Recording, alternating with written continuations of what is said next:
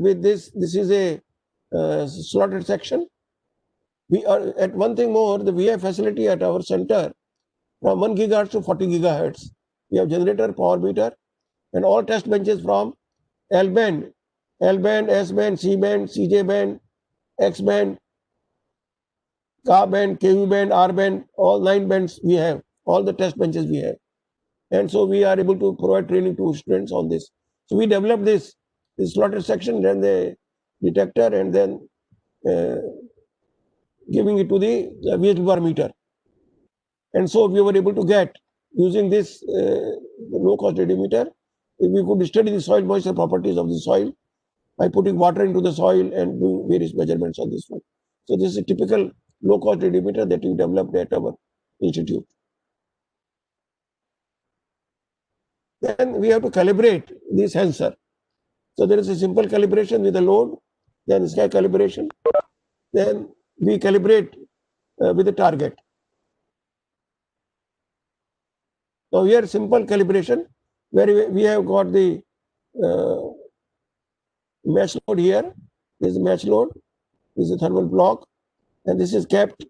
So what we do here, initially we do the measurement of the radiation coming out of this at a local temperature, the room temperature, and we receive and note down the voltage. And then we put this into cold water, cold liquid.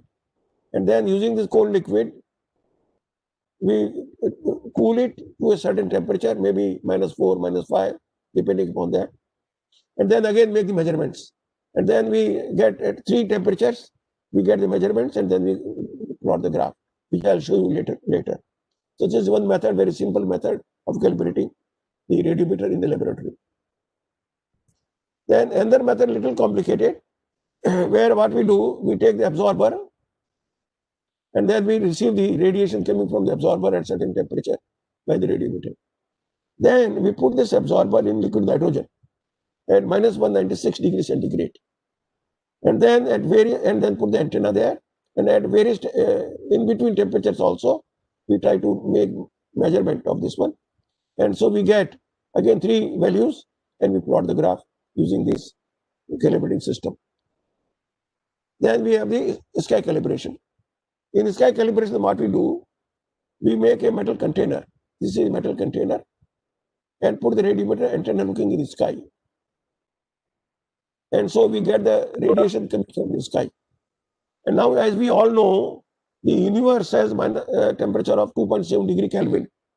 That is known to everybody. That's 2.7 degree Kelvin.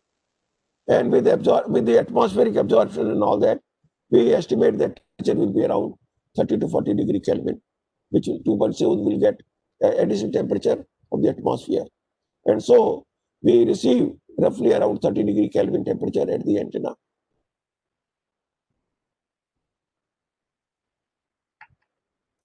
And then, as I told you, that we have one point will be this low temperature of sky, then one will liquid nitrogen temperature, and one the room temperature. And these combined will give us the 3 points on the graph, which I'll show you. Now here again, we can do also with the calibrated attenuator also. The same thing we can do, by which we can get the points on the graph. Now this is a setup of the sky calibration. You see here, this is a radiometer, and this is the antenna looking in the sky. And this is the actual metal container in which the radiometer is kept. This is also another picture of this thing. And here is the setup for liquid nitrogen. The load is kept in the liquid nitrogen, cool it at -196 degrees centigrade. And this is the total power radiometer being calibrated. And this is the decay radiometer being calibrated. We have put the setup here, the same thing with the liquid nitrogen match load. And then we have the decay radiometer, and that's the setup for calibrating the decay radiometer. Now here, as I told you, 3 points we get. One is the match load at the room temperature, which is 304.4 degree Kelvin. match load at liquid nitrogen 77 degree Kelvin, and horizontal looking sky is 2.7 degree Kelvin. Now the losses of the in between losses are there, that is of the cable, of the waveguide, or all these are there. So these are the losses. These are atmospheric losses, and this is the same losses are there. So final input which goes to the radiometer is 471, 207, and 37. And the voltage received by the output of radiometer are the following. And this is the graph we get with the temperatures and the voltages, output voltage of the radiometer. And this is how it is calibrated all the way from, if you see from here, 2.7 degree to 304 degree Kelvin. And this is the decay radiometer calibration on the same methodology, and we get this linear curve. Important point here is that curve has to be linear. It has to be linear, otherwise the calibration is not correct, or the radiometer is not operating properly. Now we also tried calibration by different method.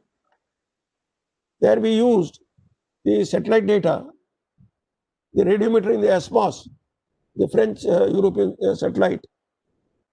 We calibrated with the help of desert. You see here in our Rajasthan, this area of Jaisalmer, as I was told, from the day it was formed, hardly there has been rain in this area. Hardly people live in this area. Only people visit once in a while. Nobody lives there. So that is the area which is the driest and constant temperature. Then these are the areas where we have rivers or canals, and then this effect over this thing. So we took these points, and then we plotted the graph and got the calibration of the space band antenna or space band radiometer. Another method is this, where we use the areas, again the same one, this is the one point, second this is river again here, and this is your Sri Ganganagar where we have canal area. So these 3 points we took and we calibrated the ESMOS radiometer. Then I just want to tell you what have been the satellites which have been there from the starting. So Americans started in 1964 the Nimbus series of satellites with the radiometers operating at these frequencies 6.6 gigahertz, 10.7 gigahertz, 18, 21, 37 gigahertz. So this is the initial series of the radiometers, scanning radiometers. Nimbus series of satellites were there. It started from 64 to 78 by NASA. Then using that radiometer, they got the images of the Antarctica, of the snow, and these are the Nimbus 5 data obtained for the Antarctica region. We could plot the presence of snow. Then next one is Russians, the Cosmos 243. They also had a micro radiometer operating at these frequencies, 4 wavelengths. This is also around 1968 or 70s. Then India. So you see here, first was America, then Russia, and then no other country in the world attempted for this, and we were lucky to start this activity in 79 was the launch. So we started actually 74. So see here, I just want to show you again. 64 they started in USA, we started in 74. So we were third in the world who initiated this micro remote sensing. And Bhaskara 1, 1979, 89, and Bhaskara 2 was 81, 91. And here is the Bhaskara satellite. These are the antennas mounted on the satellite. This is actual radiometer payload, and these are the antennas at 3 frequencies, 19, 22, and 31 gigahertz. Then we have this imager, SSMI, again NASA, that they also have the same frequencies. Then using SSMI, the cyclone. Then we have the Antarctica images. These are the images taken by these 19 gigahertz, 22 gigahertz, different polarization. All these things with the help of radio that we can do. Then this is also set 1 of our India, where we had 1992 the radiometers, scanning radiometers, 6.6, 10.65, 18 and 21 gigahertz. This was in 1992. Then these are the images taken of the Antarctica using the July image, then August image, October image. You can see the location of Antarctica, the ice formation and all that. Then scanning radiometer, AMSRE, is NASA, 2002 to 2008. Then using AMSRE, the Antarctica image, you see here again ice, then this blue is non-ice. So this way you can use these radiometers at different frequencies for different applications. Then megatropics, there again different frequencies, the radiometers were there. In this case, you see here 157 gigahertz radiometers also were there. But this didn't last long. There's a problem with the satellite. Then this is the SMAP, NASA satellite, where we have 1.4 gigahertz radiometer and 1.2 gigahertz radar. But radar failed and only radiometer is operating.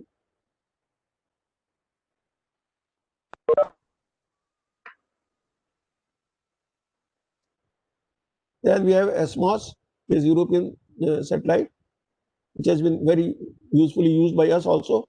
I'll talk to you in detail tomorrow about soil moisture using ESMOS satellite. We get the surface soil moisture, then the ocean salinity, and ice and snow covered areas we can monitor with this one. Then we start the active sensors, that's a scatometer. The scatometer is basically radar. And I'm showing you the picture what we developed at ICRS, a scatometer using these two antennas, a low-cost scatometer we call it, and measuring the scattering coefficient. In this case, we have horn antenna. Let's see the transmitter first. Then we have the power meter to measure the power, what we are transmitting. This power amplifier. And then this is the total transmitter here. And then the receiver side, you get the antenna, then LNA, then mixer, IF amplifier, detector, and voltmeter. So this is simple setup. Again, for students, we want to teach them. And the scattering coefficient is obtained by knowing the PR, range, PT, transmitter power, wavelength, gain of the transmit antenna, gain of receive antenna, and the area of what we are looking at. And from this, we can get the scattering coefficient. This is 8 to 12 gigahertz frequency range developed here. Please note this here. Again, I'm just taking one more minute. That these are two antennas, one for transmission, one for reception. Now here, the beamwidths are such that they don't interfere with each other. That's how they are kept together here. Otherwise, the two beamwidths will interfere with each other and then create a problem. But the spacing has been kept in such a way that the two beamwidths are not interfering with each other. As you see here, they don't interfere with each other. Now this is that ISRO, we have developed 1 to 18 gigahertz scatometer, single scatometer operating 1 to 18 gigahertz. And this is a tower mounted. So it was mounted here, antenna was kept here. And then we could do studies of the various areas using this scatometer. Then altimeter, which measures the height of the ocean and topography. We have both satellite bound as well as airborne altimeters. This is just a simple block diagram. This is just a radar. You send the signal, receive the signal. This is a receiver, and from this side, sorry, this is the power amplifier, this is transmission, this is the reception. And you get ADC, then you get this one. So this is simple altimeter block diagram. And this is how we get the height from the, if you have a satellite, then this is the range, then this is the satellite height from here, from the bottom, and then you get HD, is H minus HA, that is sea surface. You can get this HD. This one you can get. This is the geoid. This is sea surface, and this is from the bottom. That is ellipsoid. Then you have SLAR, side-looking airborne radar or real aperture radar. And in this real aperture radar, you can get image like this. This is the image of the crater in the Lonar crater. This is meteorite struck this area. And this SLAR was developed at SAC. And you see in those years, 1900 years, we had a big tape recorder on which we had to do the recording. And then used to get a scattering across the track resolution and along track resolution. That depends on the pulse width and the angle. And here it is the beam width and the range. So these are the two resolutions for this one, across track and along track. Already, this one I have told you, I am just want to repeat here, that beta is the beam width, theta is the incident angle at which we are looking at. This is swath, there's a beam width is the swath, 3 dB beam width. And you get across track resolution, where pulse will C tau upon 2 cos theta. And you get this along track resolution, range into the beam width. I'm sorry, range into the beam width, yes, I'm sorry. Then here it is more in detail explanation. This is the radar, this is a range, slant range, this is incident angle with vertical, this is main beam, then swath width, the near range, far range, this is altitude from the aircraft or from satellite, this is a flight path. This is block diagram where we have transmitter, then the TR switch, like in radar, antenna. Here it is was we developed here was slotted antenna at X band, slotted waveguide antenna was developed by us. Then here you have local oscillator mixer, then this receiver IF amplifier detector, then this scan converter, the TV monitor to look at the image, and the video cassette recorder, digital interface, and the high density tape recorder. Then the synthetic aperture radar. In synthetic aperture radar, what is there is that what is important is we have to synthesize the antenna. And so for that one, we take both amplitude information as well as phase information. And using both, we are able to synthesize the antenna. I just show you how it happens. You see here, this is the shape. And this has to be, so starting from here, the first beam, the ship is seen here. Second beam, ship is seen. Third beam, ship is seen. Fourth beam, ship is seen. And as you go out of it, ship disappears. So the time taken from here to here is monitored. And that is what is important. So during this time period, what we do is we take the amplitude because of pulses and also the phase. And then you integrate like a phase array antenna. And what is important here is that the resolution depends upon the antenna size. And it is half of the antenna length. The smaller the antenna, better the resolution. And you can see here, the smaller the antenna, larger is the beam width. So you can cover larger area. You can go further. Suppose the beam width was a little larger, I could have gone up to this point, or I could have gone this point. And that makes the difference.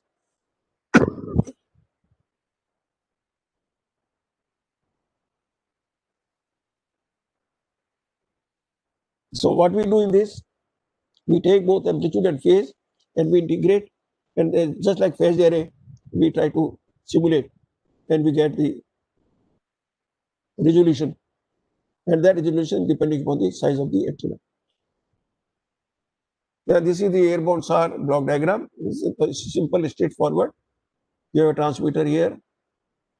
This one goes to antenna. Then this one is the receiver. Then you have all processing elements here to generate the best possible image. Then again here active sensor also has to be calibrated. Here we have two types of calibration. One is internal calibration, one is the external calibration. I'll go through this quickly. That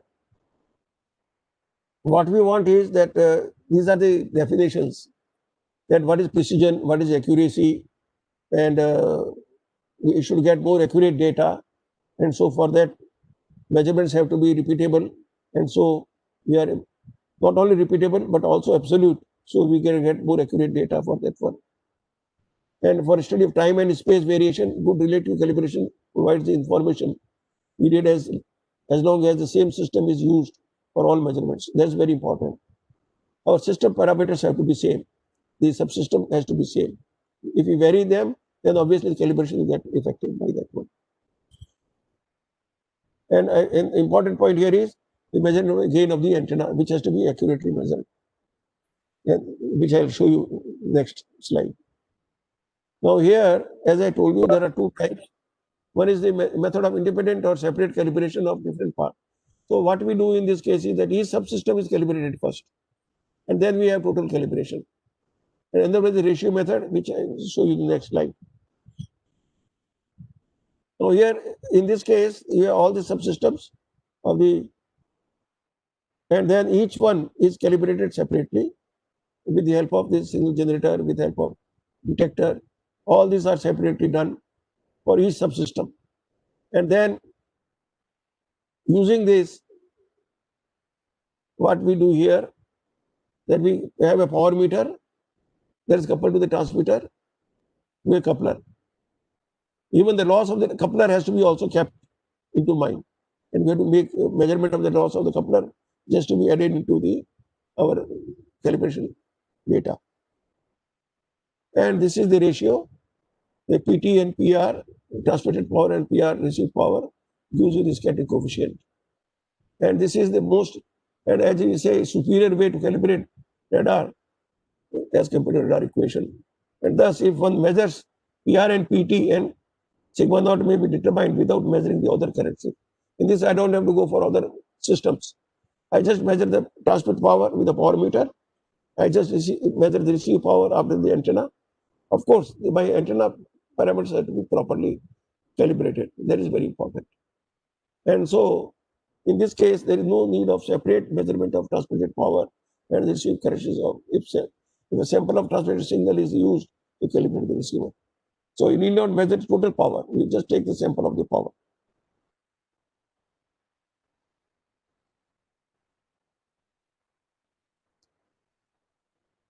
Then this is we use the same methodology as we have told earlier, where we have PT and PR, the transmitter and receiver, and the ratio of the two will get you the PR by PT will give you the scattering coefficient. And that's the calibration. And this one is the fundamental calibration equation for the ratio method. So these are the losses of the cables and couplers and all that. And then this is the PR and PO. And then get this PR upon PT. That gives you scattering coefficient. Then that's external calibration. In this case, we do use the external source for calibrating the system. And here, basically what we is that we use the external source whose radar cross-section is known. Once we know the radar cross-section of the target, from there we can calibrate our system. Because we know for a known radar cross-section, how much will be received power. And that equation is known to us. From that, we are able to calibrate the scatterometer or the radar. For this one, we have this, our radar antenna, and this is the calibrated target here. Could be horn antenna or any other target, which we will show you later. And then using this, we are able to do the calibration. Now, in the same thing, here again, we go through the scattering coefficient, and then the ratio radar cross section is taken, and then using the radar cross section, we are able to get the scattering coefficient. Now, what are the targets that we use for this? The targets used for this, I just list them. Again, I'm repeating here one statement, which is important, that the scattering cross section, there is insensitivity to orientation. That is very important here. However, the target has to be such that any orientation of the target, it should give me the same radar cross section. Please note this. My target should be such that in any orientation of the target, I should get the same radar cross section. So I am just getting the data. I put the target in any form, any way, and I'll get the same radar cross section from this one. That's the most important thing. And this is the list of targets. The flat rectangular plate. Then we have the flat circular plate. Then we have sphere, corner reflector, and Leuenberg lens. Here, in case of the flat plate, the maximum scattering coefficient is 4 pi a square upon lambda square. A is the area of the flat plate. And once we look at normal incidence, we will get this value. So we look at normal incidence, then we can get this constant value, and then this will be the received value. And so this will calibrate our spectrometer or the radar. Then circular plates all the same way, except for that there is a Bessel function here. And then in this case again, we'll have the A is the area of the plate, J1 is Bessel function, first order Bessel function. And then this one, scattering coefficient sigma square, is 4 pi a square upon lambda square. And from this one, this gives you. So this is again a constant radar cross section. For one certain frequency or certain wavelength is constant, depending on the area of the target. And so from this, again, we are able to calibrate using flat circular plate. Then we have a sphere, R is the radius, A is the area. So in this case, again, backscatter cross section is pi r square. Any direction you get is pi r square. Independent of observation direction, the magnitude of the hour is considerably smaller than. So the cross section of metal plate with same physical cross section, it is sphere. So these are the various. The sphere gives you the 4 pi r square. Then we have corner reflector. The diagonal corner reflector, which with the two flat plates and the trihedral with 3 plates. This is the diagonal corner reflector, where a signal comes, strikes and goes back. And the trihedral, where the shape like that. And in this case, again, depends upon the length of the element. And so here, the cross section is 4 pi upon lambda square into A effective. It's effective area. And this A effective area is length of the triangle L. And then this gives you the A effective. And from there, you are able to get this radar, this one scattering cross section, radar cross section. In this case, then we have a Leuenberg lens. In case of Leuenberg lens, we have R is the radius of that, and again same thing here, sigma max 4 pi a lambda square, 4 pi a square upon lambda square will give Leuenberg lens. And this is 4 pi q lambda square R raised to 4. And this is the Leuenberg lens, how it operates.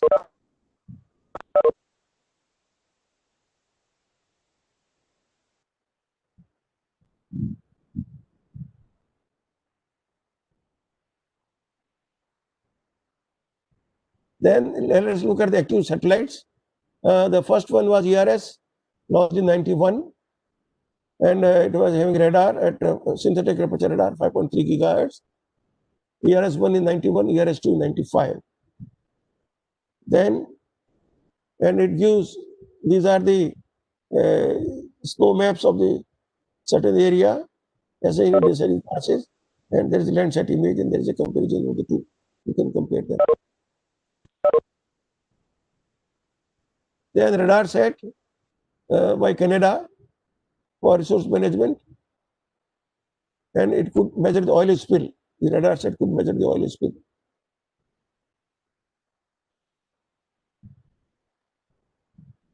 Then also radar set images over Antarctica.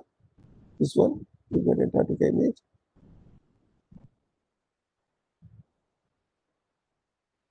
Then NVSat, which was the follow after ERS1, ERS2, they had put NVSat with 5.3 gigahertz, same thing. And then they enhanced the ERS mission, ocean as well as the ice mission, extend range of parameters, and to make a significant contribution to environmental studies. And their specific application was topography and ocean circulation. These were the applications of the NVSat. They are 2002 to 2012. Now, this is the NVSat images of the SAR. This is Gangotri image of the SAR, NVSat SAR. Then Japanese JAR satellite also was launched, which also had a radar, synthetic aperture radar, 5.3 gigahertz. This one for geology, forestry, soils, agriculture, land use. Following applications were there using this one. Launched in 92. And it had also L-band SAR, not 5.3 L-band SAR, with the linearization. Then OceanSat 2 of our country, where we had a Ku-band scatterometer for ocean surface winds, which is the ocean winds, launched in 2009. This is scatterometer, which was given inner beam and outer beam.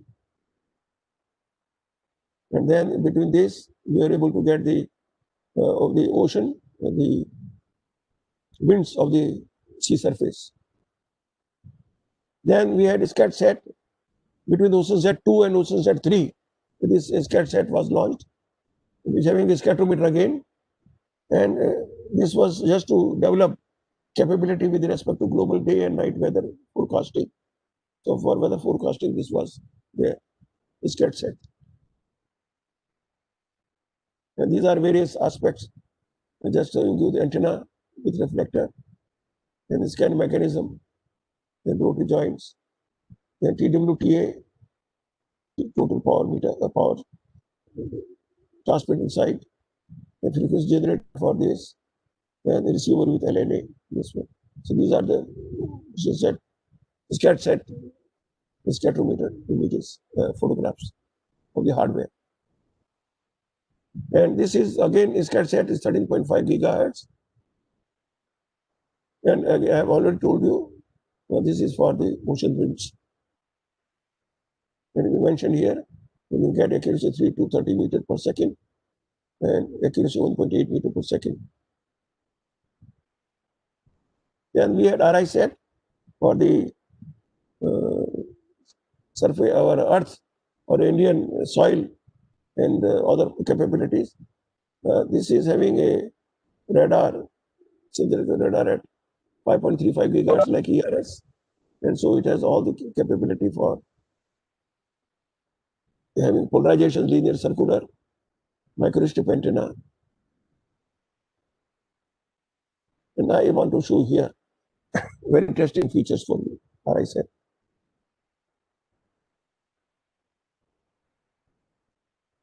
You see here, in this case, there's a feature taken by optical image. The same is radar image. You are able to penetrate all the vegetation and all that. I'm able to get the inner, the best, what crevices, whatever it is there in the region, I'm able to get that one. Then this one, I'm able to get the Chambal River, Chambal area, Madhya Pradesh.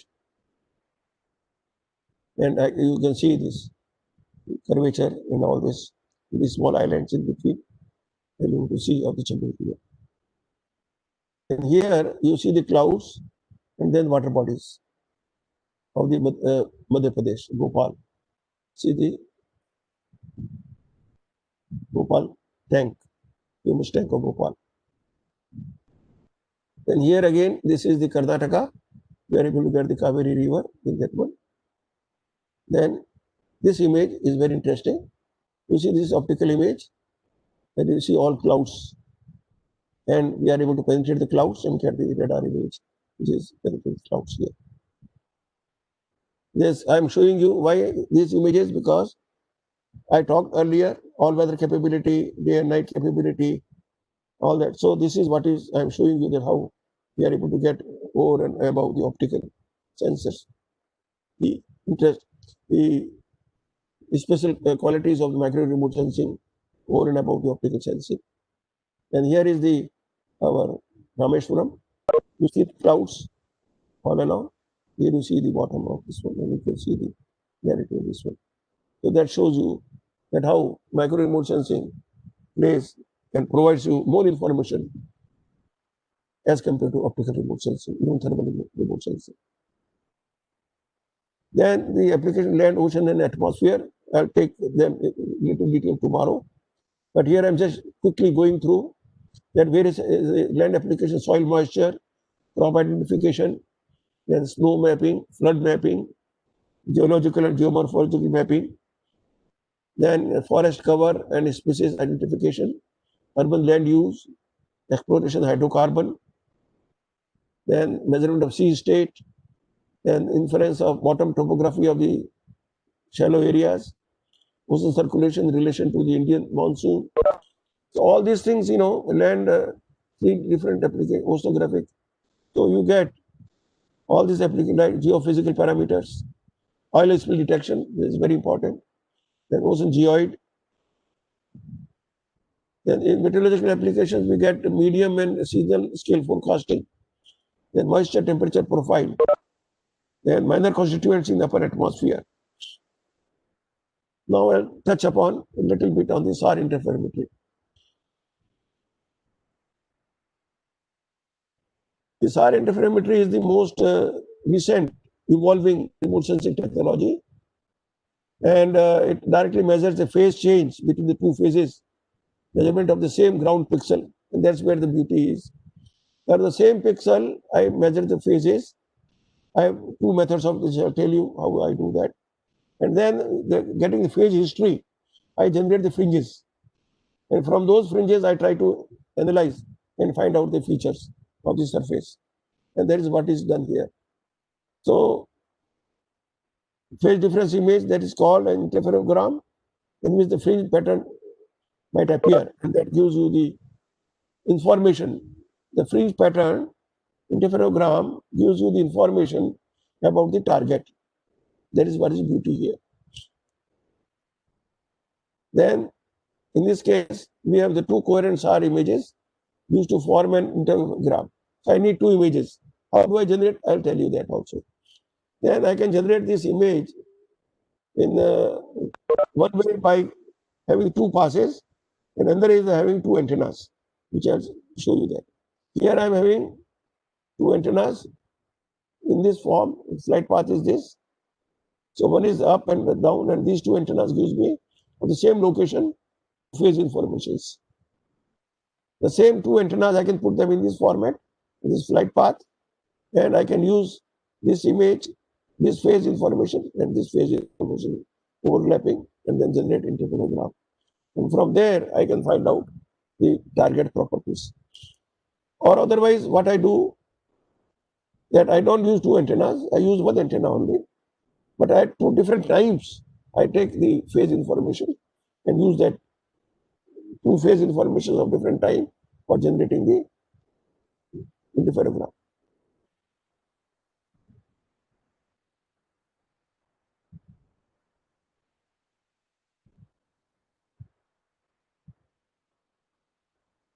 A conventional SAR system resolves target, the range direction by measuring the time it takes a radar pulse. That's a normal thing of a radar range. And along track location determined from the Doppler frequency. So here, because of the velocity, there is a shift the frequency because of, and there is Doppler frequency shift, and use that one relative velocity for creating the information. And then in short, I'll tell you that how to get the information.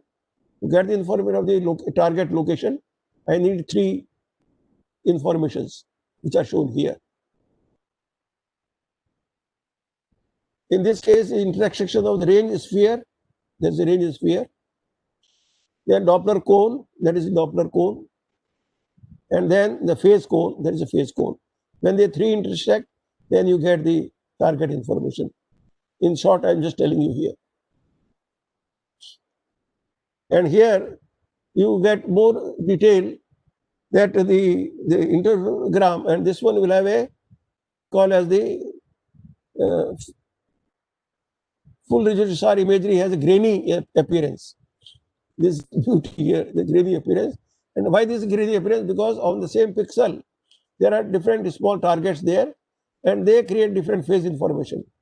And because of that, this phase front will get different phases here inside the pixel, and you get this information. So this is very pixel to pixel, and then you will get the grainy appearance due to coherent nature of the SAR imaging. And this is beauty of the this you will not get into any other information except for in the interferometer SAR, where we have the pixel N, pixel M. In this case, you will get different grainy size. You will get different grainy size here. Now, in this case, because of this, we are able to distinguish between each pixel here. So this tree, small thing can be differentiated because of this information. The grainy thing, you are able to get this, which you will not get otherwise. Only interferometry can sort it out. No other method is to sort it out. And these are the various INSAR systems, and there I won't go much detail, but just tell you, starting from this one, that Pulsar is there, Cosmos, then NVSat SAR is there, ERS-12, JERS, RadarSat 2, then CERSI, and TerraSAR. All these could provide us these informations.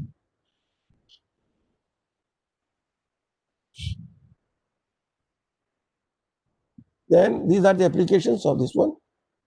Tectonic deformation, volcanic eruption, ground subsidence, landslide measurement, ice flow, soil moisture monitoring, water level, forest mapping, infrastructure and building monitoring, and digital elevation maps also could be related. So these are the applications of the INSAR, in short.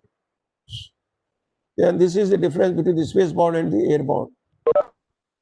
When we get these type of informations, this difference will be there between the two. Now I'll just touch upon the planetary exploration, what we've done in India, quickly. Now Chandrayaan-1, we have got the radar images from Chandrayaan-1, and we are the first time the water ice on the moon was detected with the help of Chandrayaan-1 radar. And we at ICRS, we also have done the same work here. We have used Chandrayaan-1 data, and using Chandrayaan-1 data at Herbite crater, we found the permanently shadowed regions, and in PSR regions, we are able to detect the water ice pixels, and these are water ice pixels, and we are able to estimate water ice in the Herbite crater.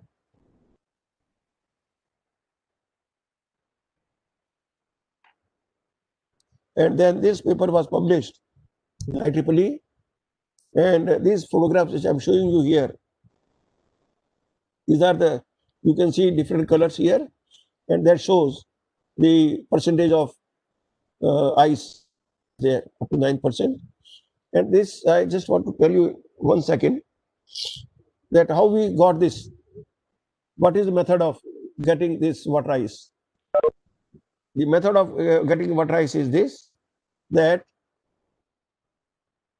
as I told you, at ICRS, we have terrestrial analog of lunar soil. That is, all the properties of the moon's soil, we have the same.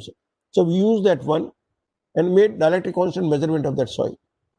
First we made at normal temperature, then we put water into it, and then we put it and put that waveguide cell where the sample was there in liquid nitrogen at 190 minus 196. So we that water was frozen in the soil, and then we measured the dielectric constant for different percentage of water in the soil, and we have the database created.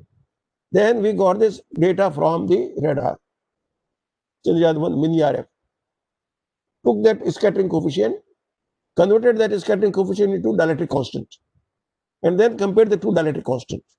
And then we were able to say that at these locations where this is value of scattering coefficient, this is dielectric constant, and so this much is water is present there. And so this is the percentages that we are showing you here, that the dielectric, this is 9% based upon the value of dielectric constant. And this is the front page of the IEEE GRSS magazine, IEEE Geoscience Remote Sensing, the front page. They requested us that they wanted to put this photograph on the cover page. So we were happy to agree, and they put this photograph. This is the same photograph, but this was in the paper. And that was put on the, you see here a smaller area magnified here. You can see the different colors of the pixels, and that each pixel we counted. Then we were able to estimate the total water content in the thermite crater.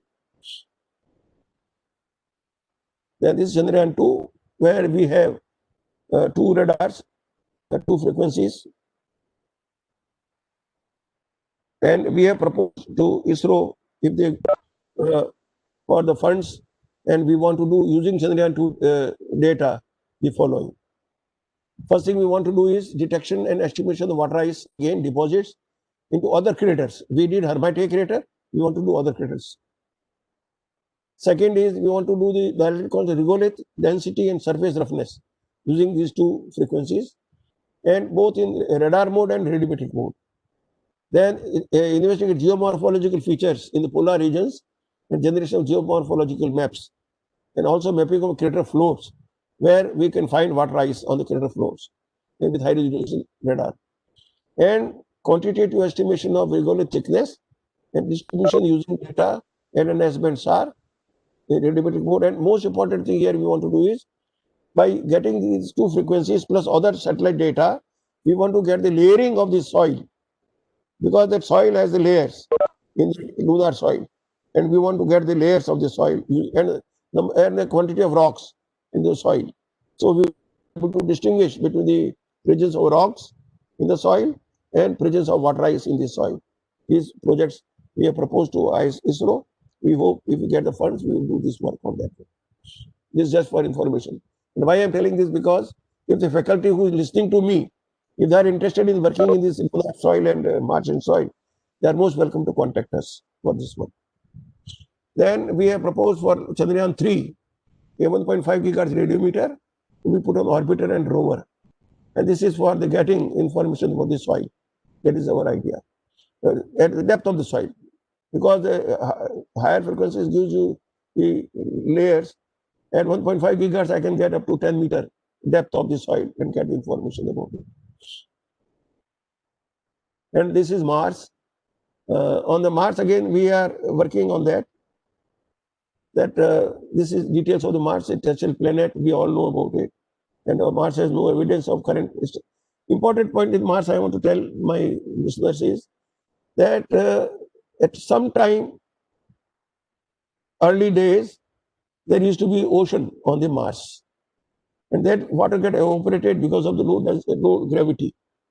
And then people say there is a possibility that because of the sand dunes and because of this soil moving from one point to other point, there is a possibility that water has gone below the soil, or that is in form of water or frozen ice. We want to do a study and find out at the depth of the Mars or the Martian soil where the water is available or where ice is available. For that one, we have made a proposal to this one. This is just a NASA's surgeon which moved on this one, Martian surface.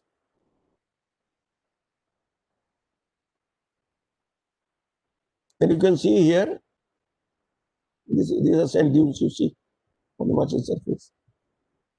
And this is plain surface. And we expect below the sand dunes, there is possibility that there is a water or frozen ice. And so we have proposed for Mars and MOM2, 1.4 gigahertz radiometer, which will penetrate deeper into dry sand, and 6.6 a reference frequency, 22 to get the water vapor in the Martian atmosphere, and 37 gigahertz if there are ice caps on the poles, we want to detect them. This is a proposal for the Mars MOM2, and we plan to propose for MOM3 the 1.4 and 2.4 synthetic aperture radar and passive radiometers at these frequencies. And then there is a Mangalrath mission, which can be a lander or rover, like our Chandrayaan 2, Vikram lander and the Penguin, the rover, Pragyan rover. So that is possible there. I am proposing Mangalrath on the Martian surface. And these are the various informations, as I already mentioned to you.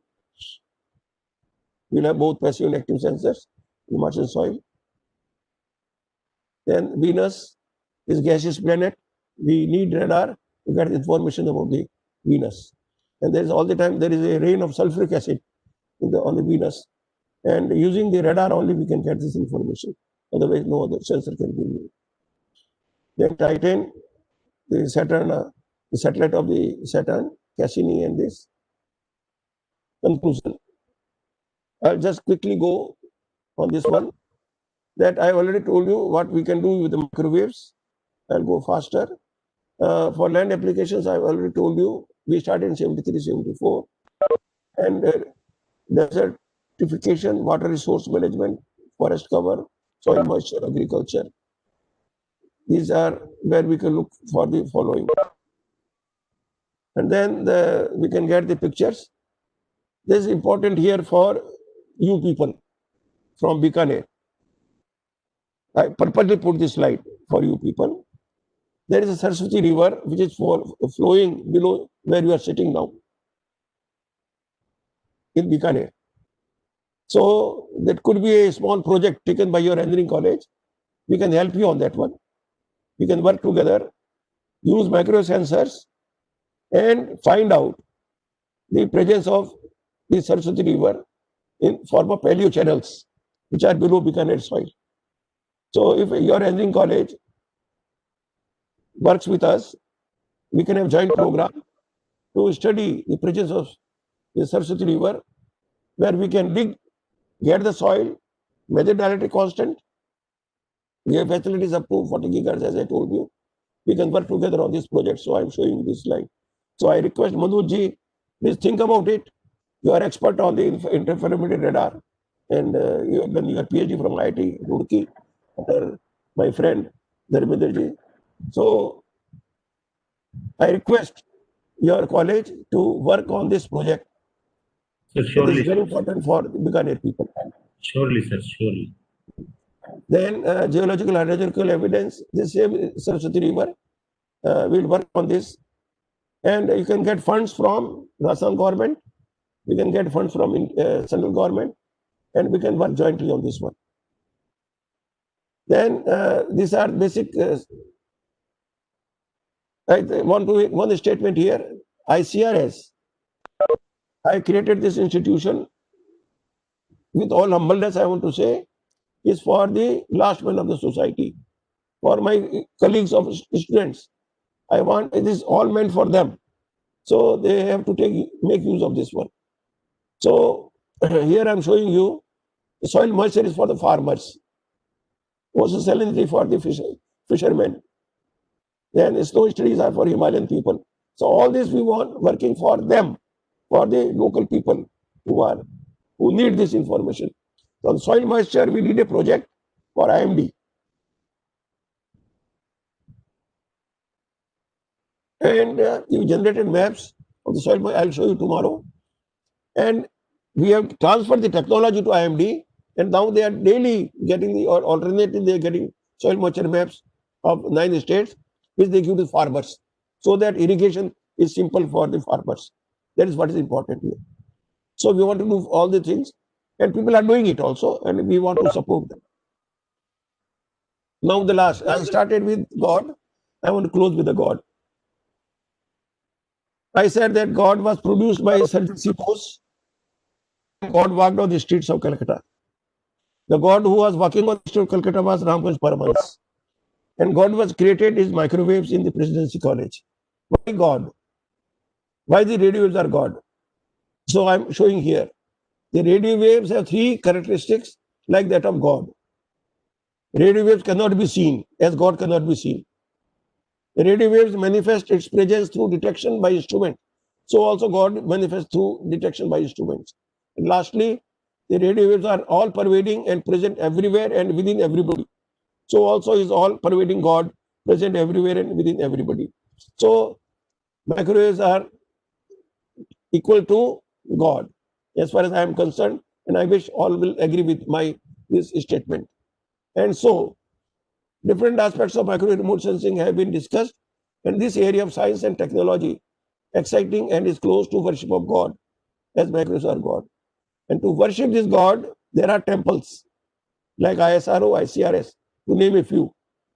And anybody who has been excited, they are welcome to learn methods of worship at these locations. If this happens, then it will be a real utilization of the high technology for common men and women, and I will feel blessed. With this, I want to acknowledge my colleagues and everybody who has helped me in preparing this one. And these are the bibliography, and thank you very much. Abar, dhanyabad, thanks a lot. And thank you very much for giving me this opportunity to talk to you people. Thank you very, very much. Sir, thank you very much. It's a great pleasure to hear you again. आपको जब भी सुनते हैं हमेशा कुछ नया और कुछ कंसाइन जानने को मिलता है. And we have seen that you are known as the father of microwave remote sensing in India. And what has been explained by Professor O.P.N. Kalla, I personally feel that a person who is working in the field of microwave remote sensing or SAR interferometry or any other microwave related field, he must know about the background, where microwave remote sensing has been started, what are the microwave satellites, what are the microwave SAR interferometry, what are the basic applications of that one. That has been very clearly explained by the Professor O.P.N. Kalla, and it's our privilege that Professor O.P.N. Kalla belongs to Rajasthan. Though he is a true Indian, but it's a great pleasure to us. And I can say that many parts of world has not been visualized till the introduction of SAR interferometry. Means it has not been visualized because of the clouds or haze or like anything, and the microwave remote sensing made it possible. That has been seen by microwave remote sensing itself. And I personally worked with C-band SAR remote sensing and SAR sensors, that ERS-1, ERS-2, and NVSat, then after that one Sentinel and RISat. So this field is now getting popularized nowadays, and the future will start with NISAR mission, that is NASA and India SAR mission, that is multi-band mission, that will make it more popularized in India. Though in India it's require more research in the field of that one, and it could be possible with the help of eminent persons like you, sir. So you always motivates us. So thank you very much, sir, from the bottom of my heart. Thank you very much. So participants, we will be joining again at 2:30, and second speaker will be us with Dr. Shashi Kumar from IIRS Dehradun. So thank you very much, participants, and thank you very much, Professor Kalla. Thank you, sir. So I'm closing this. Thank you. Manoj ji, एक sentence कहना चाहता हूँ. धन्यवाद आपको, बहुत बहुत आभार आपका. सर, और छोटी सी रिक्वेस्ट ये है कि we would like to request you to use our facilities. Please use us. Please use us. I will be coming with my students to your center, sir. Please, most welcome. Okay, thank you very much. Thank you.